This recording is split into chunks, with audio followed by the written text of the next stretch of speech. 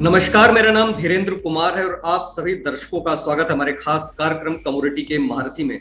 आज के कार्यक्रम में हम स्टील के ऊपर बात करने जा रहे हैं। एक्सपोर्ट ड्यूटी लगने के बाद घरेलू बाजार में स्टील की कीमतों में रिकॉर्ड ऊंचाई से करीब 20% की गिरावट देखने को मिली है। वहीं दूसरी ओर वैश्विक बाजार में फेरस और नॉन फेरस मेटल्स के मार्केट में वैश्विक मंदी की चिंता, चीन में कोविड लॉकडाउन और अमेरिकी डॉलर में इस साल 13% से ज्यादा की बढ़ोतरी की वजह से भारी गिरावट दर्ज की गई है। ऐसे में मौजूदा हालात में स्टील मार्केट में क्या हलचल रहने वाली है और उसको लेकर क्या रणनीति बनानी चाहिए, इन सभी मुद्दों पर आज हम चर्चा करेंगे। आज के कार्यक्रम में हमारे साथ जुड़ रहे हैं रियल इस्पात लिमिटेड के एमडी, छत्तीसगढ़ स्टेट काउंसिल के पूर्व चेयरमैन और छत्तीसगढ़ स्टील चैम्बर के पूर्व प्रेसिडेंट रमेश अग्रवाल। रमेश अग्रवाल जी नमस्कार। आपसे पहला सवाल है कि स्टील प्रोडक्ट के ऊपर एक्सपोर्ट ड्यूटी लगने के बाद से रिकॉर्ड ऊंचाई से स्टील की कीमतों में करीब 20% की गिरावट आ चुकी है। आपके हिसाब से अगले कुछ महीनों में स्टील की कीमतों का रुझान कैसा रह सकता है? स्टील की कीमत बहुत एक्स्ट्राऑर्डिनरी, बहुत ज़्यादा तेज हो गया था, ऑल टाइम हाई हो गया था। ऑल टाइम हाई के अलावा भी बहुत ज़्यादा बढ़ गया था और ये खाली इंडिया नहीं, ग्लोबल तेजी थी ओवरऑल में। और इंडिया में इसका इम्पैक्ट बहुत ज़्यादा था। यहाँ से स्टील एक्सपोर्ट भी हो रहे थे, सब हो रहे थे। उसके बाद उस पर एक एक्सट्रीम एक पॉइंट ऑफ जो लेवल है वहाँ से जाने के बाद डाउन होना शुरू हुआ। इसी बीच में गवर्नमेंट ने बिकॉज ऑफ जो भी रीज़न होगा उनका, इन्फ्लेशन को लेके हो या जो भी है, उन्होंने जो एक्सपोर्ट ड्यूटी लगाई है, तो एक्सपोर्ट ड्यूटी लगाने के बाद से पूरा एक सेंटीमेंट्स जो है पूरा इंडिया में वो चौतरफा, चाहे स्टील मैन्युफैक्चरर्स में ले लें या कंज्यूमर्स में ले लें, दोनों तरफ से सेंटीमेंट्स एकदम डाउन हुए और काफ़ी तेजी से वो रेट नीचे आए। इसमें आगे आने वाले समय में स्टील एक्सपोर्ट पे जो बैन लगा हुआ है या एक्सपोर्ट ड्यूटी लगी है, इनफैक्ट बैन नहीं हुआ, तो इसका इम्पैक्ट लॉन्ग टर्म इम्पैक्ट भी रहेगा ही। जब तक कि एक्सपोर्ट ड्यूटी नहीं हटती, स्टील के रेट्स बहुत ज़्यादा बढ़ने की उम्मीद तो बिल्कुल भी नहीं है, क्योंकि इंडिया में 120 मिलियन टन के क्रूड स्टील बनता है, जिसमें से लास्ट ईयर 20 मिलियन टन का एक्सपोर्ट हुआ था।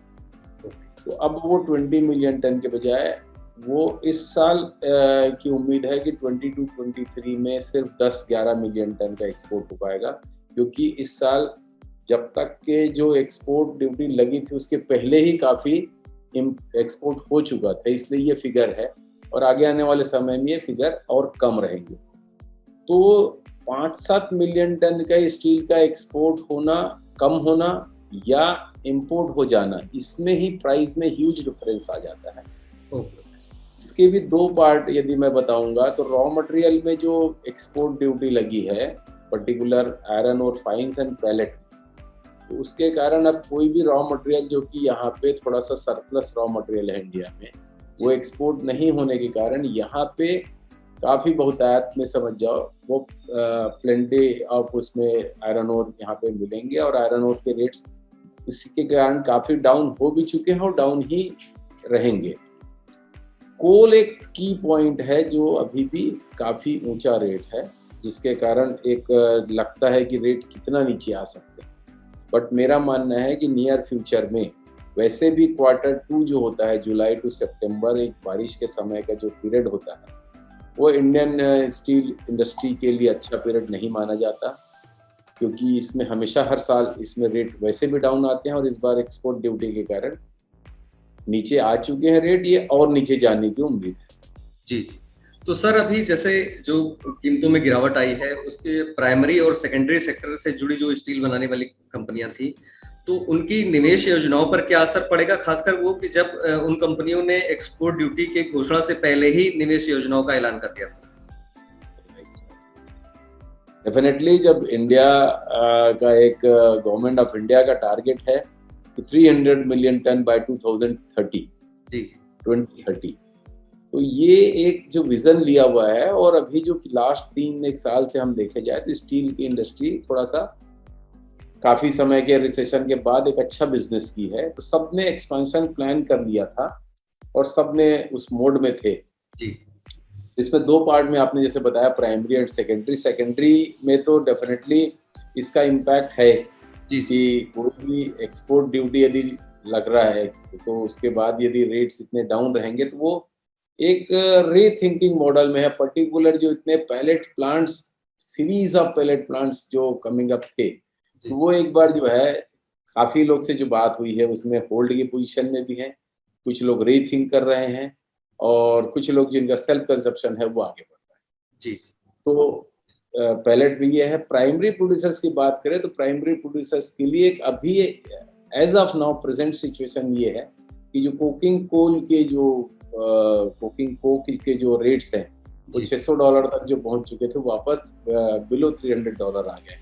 तो उनके लिए एक लेवल फील्ड ठीक है डेफिनेटली, बट जो प्राइमरी प्रोड्यूसर्स का जो फ्लैट प्रोडक्ट है वो मोस्टली एक्सपोर्ट काफ़ी होता है और वो एक्सपोर्ट नहीं होने से उनके ऊपर भी काफ़ी दबाव है, काफ़ी इम्पैक्ट है, क्योंकि सबने काफ़ी बड़े बड़े एक्सपेंशन प्लान किए हुए हैं। तो लेट्स सी कि उतना कितना इसमें कमिंग अप होगा।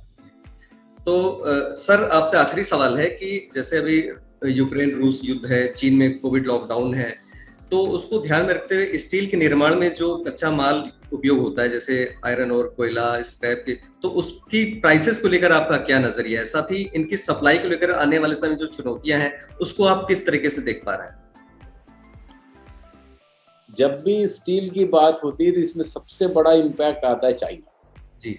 चाइना का थोड़ा सा भी मूवमेंट होना जी। वो अपने आप में पूरे वर्ल्ड स्टील को इम्पैक्ट करता है। जी जी। आइदर वो कंजप्शन को लेके है, प्रोडक्शन को लेके है, या फिर रेट्स को लेके। जी। अभी चाइना में बिकॉज ऑफ वहाँ पे जो कोविड सिचुएशन है, लॉकडाउन अभी भी चल रहे हैं वहाँ पे चाइना में, जीरो कोविड पॉलिसी के कारण या जो भी रीजन है, चाइना में काफी अभी नीचे है, काफी स्टील में रेट्स काफी नीचे हैं। जी। तो उसको देखते हुए काफी रेट्स नीचे हैं।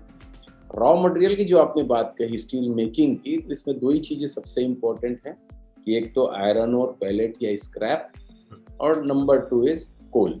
जी। कोल ऑल ओवर वर्ल्ड में देखा जाए तो बिकॉज ऑफ ये यूक्रेन वॉर के कारण कोल पहले भी काफी तेज था, and because of Ukraine war के कारण रशिया से गैस सप्लाई बंद होने के कारण यूरोप के काफी कंट्रीज ने कोल यूज करना स्टार्ट कर दिया है पावर जनरेशन। तो उसके कारण एक कोल में अभी भी काफी ऊंचा है और आगे नियर फ्यूचर में कहीं कम होने की उम्मीद दिखती नहीं।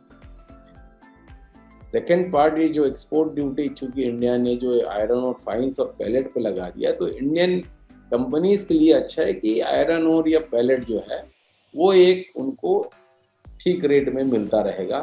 तो एक तरफ कोल जहाँ ऊंचे रेट में रहेगा और आयरन और पैलेट नीचे रेट में मिलेगा, तो वो एक लेवल फील्ड वाली पोजीशन दिखती है कि अभी जिस पोजीशन में है लगभग उस पोजीशन में रह सकता है, या थोड़ा बहुत आगे चल के ऐसा लगता है कि नियर फ्यूचर में अगस्त सितंबर की बात करें तो थोड़ा बहुत और नीचे आ सकता है। ये एक प्रेडिक्शन जो है। बातचीत के सिलसिले को आज हम यहीं पर खत्म करते हैं। आज की चर्चा में शामिल होने के लिए आपका बहुत बहुत धन्यवाद। आने वाले शो में कमोडिटी मार्केट से जुड़ी फिर किसी बड़ी हस्ती को लेकर आपके सामने आएंगे। तब तक के लिए नमस्कार। Trading in commodities are subject to market risk. Read the detailed disclaimer carefully available on the screen.